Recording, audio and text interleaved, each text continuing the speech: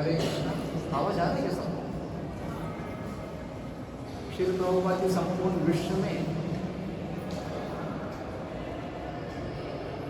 1965 से लेकर 1977 तक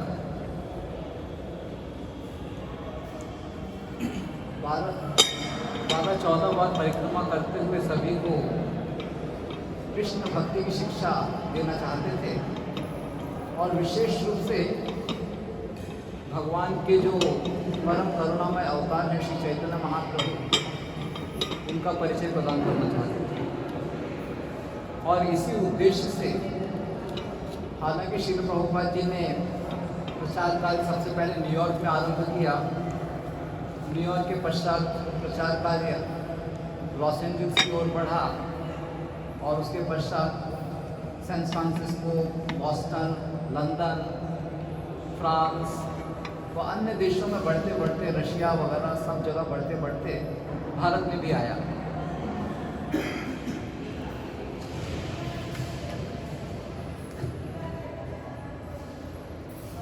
तो विश्व के अनेकानेक महान शहरों में प्रभुपाद जी के मंदिर थे, जो कि विश्व की अनेकानेक दृष्टिकोण से कुछ भी व्यापार करना है, कुछ भी बड़ा कार्य करना है तो विशेष शहर माने जाते थे। लेकिन फिर भी श्रील प्रभुपाद जी ने इस्कॉन का जो हेडक्वार्टर ऑफिस बनाना था तो मायापुर धाम को चुना, जहाँ पर आने जाने की भी सुविधा नहीं थी, जहाँ पर कुछ कम्युनिकेशन की भी सुविधा नहीं थी, कुछ भी नहीं था यहाँ पर।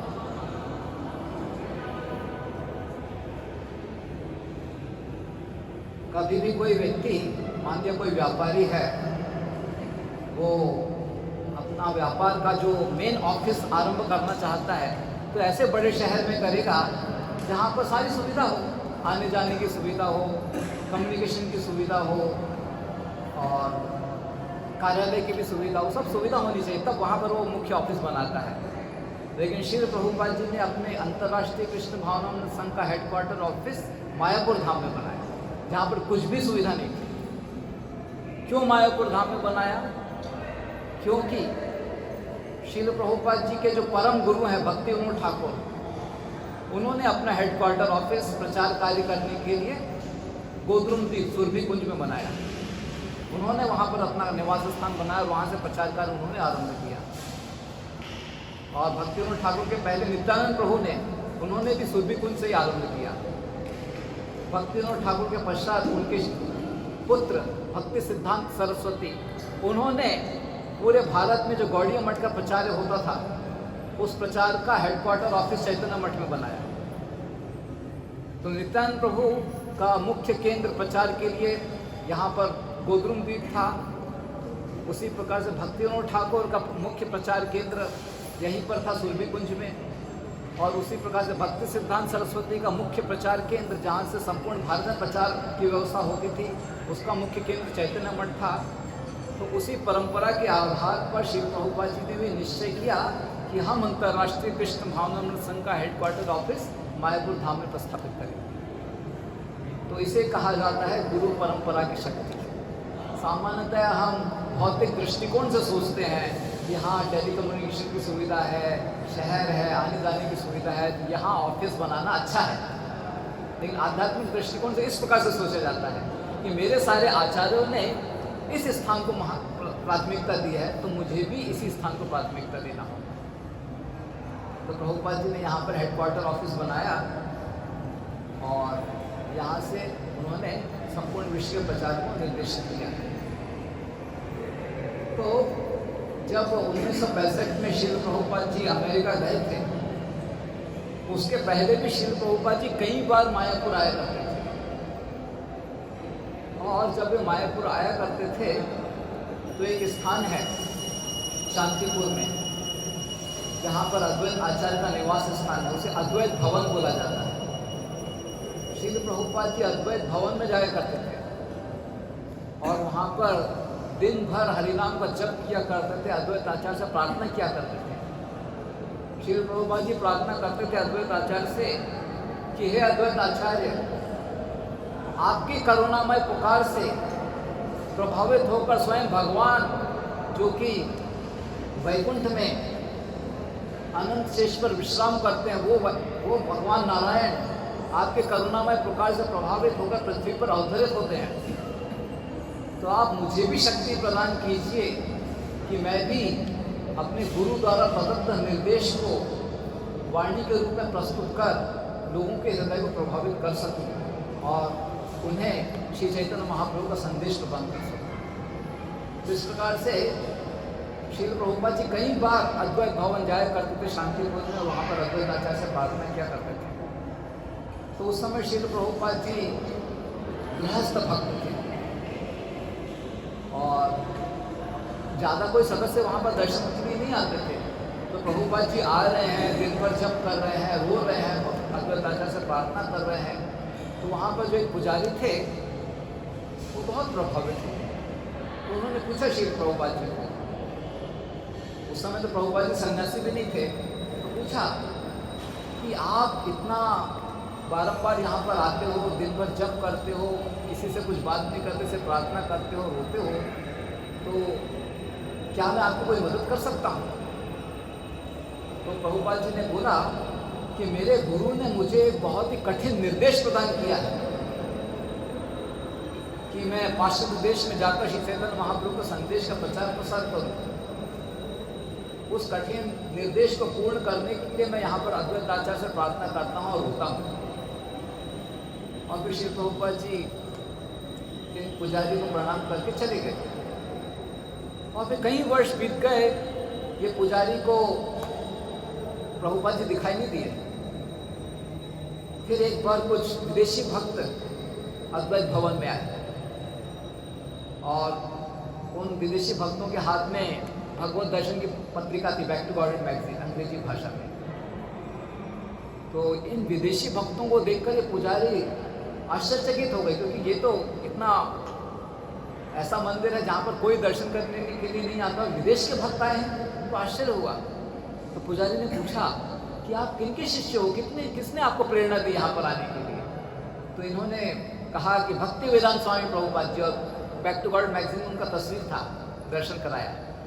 तो पुजारी समझ गए कि अरे ये तो वही सदस्य हैं जो कितनी बार आया करते थे यहाँ पर, दिन भर प्रार्थना किया करते थे, रोया करते थे, और अब उनका जो जीवन का मिशन था वो पूर्ण हो गया है क्योंकि विदेशी शिष्य यहाँ पर आए। तो इस प्रकार से प्रभुपाद जी ने बहुत यहाँ पर श्री चैतन्य महाप्रभु से आचार्य से प्रार्थना की है और गुरु के निर्देश को पूर्ण करने के लिए बहुत संघर्ष किया है, जिसके आधार पर आज हम यहाँ पर अंतर्राष्ट्रीय कृष्ण भावनामृत संघ का बहुत ही विकसित हेडक्वार्टर देखते हैं। तो श्री प्रभुपाद जी इतना सब संघर्ष इसलिए कर रहे थे कि सभी को श्री चैतन्य महाप्रभु का संदेश प्राप्त हो, श्री चैतन्य महाप्रभु के बारे में परिचय प्राप्त हो। कलयुग में हम सभी भगवान का आश्रय केवल श्री चैतन्य महाप्रभु के चरणों का आश्रय स्वीकार करके ही प्राप्त कर सकते हैं। भारत में मंदिर तो बहुत सारे हैं, बहुत सारे मंदिर तो बिना किसी परंपरा के ही है, बस लोगों ने अपनी मन गढ़ंत भावना के अनुसार मंदिर बना दिए हैं।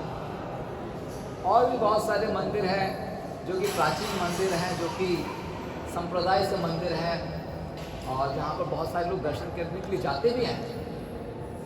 लेकिन जैसे कि मैंने कहा कि कलयुग में कली के प्रभाव के कारण वैसे ही तीर्थ स्थलों में जो संचित शक्ति होती है उसका प्रभाव लोगों को होता नहीं है, और कली के प्रभाव से तो और भी अधिक कम हो जाता है। लेकिन इस कलयुग में जो नवदीप तीर्थ स्थल है, इसकी शक्ति अधिकाधिक बढ़ती जाती है। तो श्री प्रभुपाद जी इस नवदीप धाम में जो श्री चैतन्य महाप्रभु की लीलाएं हुई हैं, जिसका हम सभी श्रवण करके, जिन स्थानों का दर्शन करके हम सभी अपने हृदय को शुद्ध कर सकते हैं, कली के प्रभाव से बच सकते हैं। इसीलिए श्री प्रभुपाद जी सभी को श्री चैतन्य महाप्रभु के संदेश का परिचय कराना चाहते थे। तो श्री प्रभुपाद जी की कृपा से हम सभी यहाँ पर उपस्थित हुए हैं। तो वैसे तो आज हमको योग भी जाना था, लेकिन मौसम को देखते हुए मैंने सोचा कि आज हम रुकते हैं यहीं पर तो योगपीठ यहाँ से 1 किलोमीटर की दूरी पर वो स्थल है जहाँ पर श्री चैतन्य महाप्रभु का जन्म हुआ। तो जैसे कि मैंने कहा कि अद्वैत आचार्य जो कि शांतिपुर में रहते थे, वो उस समय की परिस्थिति को देखकर विचार कर रहे थे कि ऐसी कलयुग की घोर परिस्थिति को सुधारने के लिए स्वयं भगवान का ही अवतरण आवश्यक है। जिस प्रकार से 5000 वर्ष पूर्व कली के दुष्प्रभाव के कारण जो समाज के अग्रणी सदस्य होते हैं ब्राह्मणगण, वे ही वैदिक शास्त्रों का दुरुपयोग कर प्रचुर मात्रा में पशुओं की हत्या कर रहे थे। वैदिक यज्ञों का सहारा लेकर पशुओं की हत्या हो रही थी। तो जब इस प्रकार से वैदिक शास्त्रों का दुरुपयोग किया जा रहा था और वे लोग शास्त्रों का ही संदर्भ दे रहे थे अपने पाप कृत्यों के लिए, तो उनके पाप कृत्यों को रोकने के लिए स्वयं भगवान को बुद्ध के रूप में अवतरित होना पड़ा। उसी प्रकार से 500 वर्ष पहले ये जो नवद्वीप था, एक ऐसा क्षेत्र माना जाता था जहाँ पर संपूर्ण भारत के अग्रणी विद्वान रहते हैं। जैसे आपने वाराणसी का नाम सुना हुआ, वाराणसी भी बड़े पंडितों की भूमि है। आज भी वाराणसी में जो बनारस हिंदू यूनिवर्सिटी है, वहाँ का जो पुस्तकालय है, वहाँ पर एक विभाग ही है जहाँ पर बहुत सारे शास्त्र हैं। और साथ ही जो हम प्राचीन इतिहास में पढ़ते हैं कि जो प्राचीन विश्वविद्यालय हुआ करते थे, जैसे नालंदा विश्वविद्यालय, वो सब उत्तर भारत में ही है। हम लोग जब गया गए थे तो उस समय कुछ उसके अवशेष देखने को मिले थे हमको। तो कहने का तात्पर्य है कि उत्तर भारत में बहुत सारे पंडित रहा करते थे। और स्वयं बृहस्पति, जो कि देवलोक में देवताओं के गुरु हैं, वो बृहस्पति का अवतरण होता है सर्वभौम भट्टाचार्य के रूप में, जिनके जन्म स्थल पर हम कल जा रहे हैं। और वो सर्वभौम भट्टाचार्य गया के पास जो स्थान है, वहाँ जाकर जो मुख्य वैदिक शिक्षाएं हैं, विशेष रूप से न्याय का एक वैदिक शिक्षा में एक विभाग है जिसको न्याय कहा जाता है। उस न्याय की शिक्षा प्राप्त करके सर्वभौम भट्टाचार्य यहाँ पर आए थे। अभी ये जो न्याय विभाग है, इसकी शिक्षा प्राप्त करना इतना आसान नहीं था। और वो लोग जो पुस्तकें होती थी किसी को देते भी नहीं थे। तो सभी के सभी किसी को यदि न्याय सीखना है तो मिथिला जाया करते थे। यदि न्याय सीखना है तो मिथिला ही जाना पड़ेगा। और किसी को न्याय की शिक्षा आती है मतलब वो प्रखार पंडित है, ऐसा माना जाता था। और पुस्तकें वहीं होती थी, तो जिसको भी सीखना है वहाँ जाएगा। तो वहाँ जाकर सीख के आता था। लेकिन कोई पुस्तकें नहीं है तो किसी को सिखा नहीं सकता था। लेकिन सर्वभौम भट्टाचार्य, वो तो बृहस्पति का अवतार है, वो गए मिथिला और उन्होंने वहाँ पर सीखा। और सीख करके सब कुछ कंठस्थ भी कर दिया, वो श्रुतिधर है। और फिर यहाँ पर आकर उन्होंने सब कुछ पुस्तकों में लिख दिया। और फिर यहाँ पर सर्वभौम भट्टाचार्य ने अपना विद्यालय आरंभ किया। तो कल हम जहाँ पर उन्होंने अपना विद्यालय आरंभ किया वहाँ भी जाएंगे, जहाँ पर सर्वभौम भट्टाचार्य ने अपना विद्यालय आरंभ किया। सर्वभौम भट्टाचार्य के घर जाएंगे, सर्वभौम भट्टाचार्य के विद्यालय में जाएंगे। तो इस प्रकार से ये जो स्थान है बहुत बड़ा विद्वता का क्षेत्र है। जैसे आजकल किसी को बहुत ही उच्च शिक्षा प्राप्त करनी तो कहाँ जाएंगे? ऑक्सफोर्ड यूनिवर्सिटी में जाएंगे, ठीक है ना। या भारत में इंजीनियरिंग करना है तो आईआईटी में जाएंगे। तो इस प्रकार से कुछ विश्वविद्यालय बड़े प्रचलित हो जाते हैं। तो वैसे ही उस समय में 500 साल पहले यदि शिक्षा प्राप्त करनी है, बहुत ही विद्वता प्राप्त करनी है, तो नवद्वीप में आइए। और इसीलिए केशव कश्मीरी पूरे भारत में सब जगह विद्वानों को हराने के पश्चात संतुष्ट नहीं हुआ था, क्योंकि अब तक नवद्वीप में पंडितों को नहीं हराया था। अगर नवद्वीप में पंडितों को नहीं हराया तो आपकी ख्याति अच्छी तरह से व्याप्त नहीं हुई है। तो केशव कश्मीरी बड़े जुलूस के साथ पूरे हाथी घोड़े विद्वानों को ब्राह्मणगण मंत्रोच्चारण करते हुए बड़े सम्मान के साथ ऐश्वर्य के साथ यहाँ पर आया था।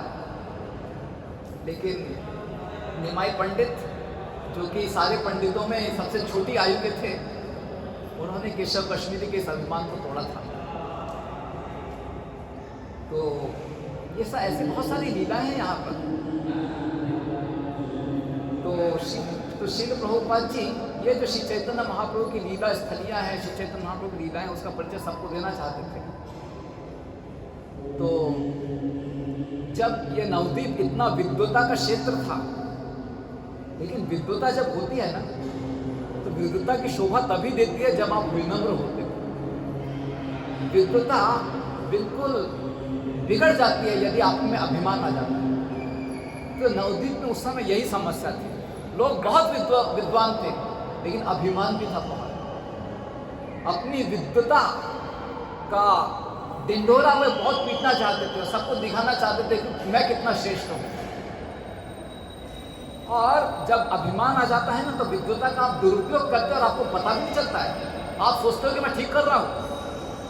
तो उस आधार पर लोग क्या कर रहे थे मालूम है?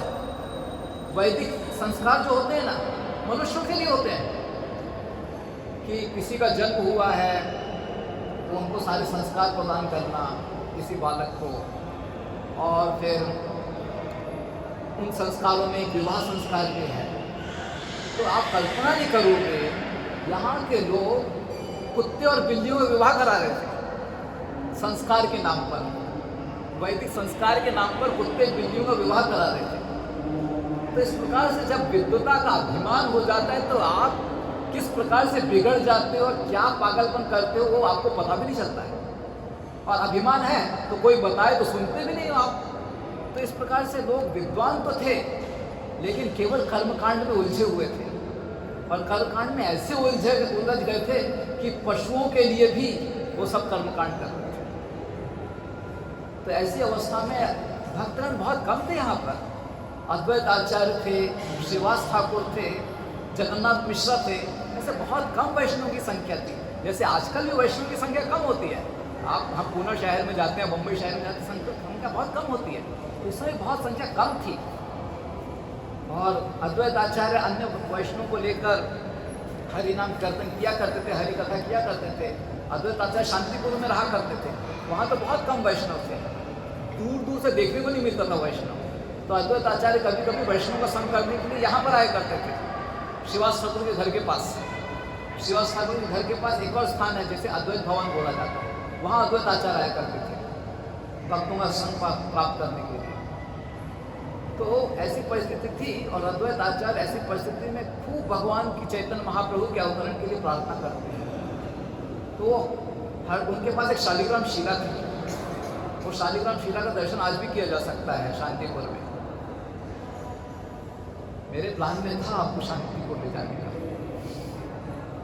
लेकिन ये पूरा एक दिन का डिले हुआ है ना, कुछ कर नहीं पाया। देखते हैं क्या होता है, देखते हैं।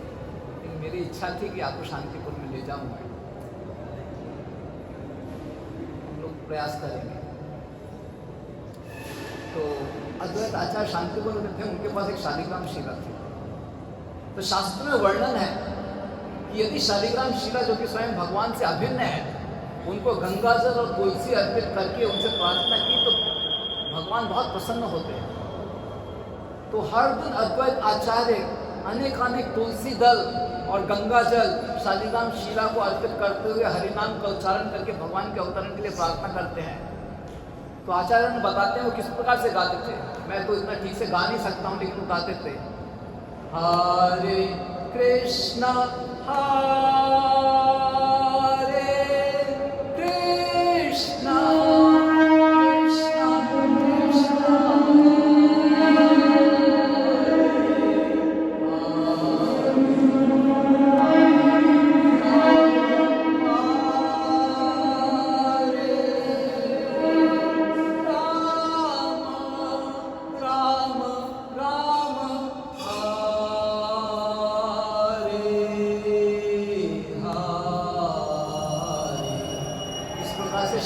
अद्वैत आचार्य हर दिन कीर्तन किया करते थे, रोते हुए कीर्तन किया करते थे, और शालिग्राम शिला को गंगा जल अर्पित करते थे, अपने आंखों के आंसू अर्पित करते थे, तुलसी दल अर्पित करते थे और भगवान के अवतरण की प्रार्थना किया करते थे।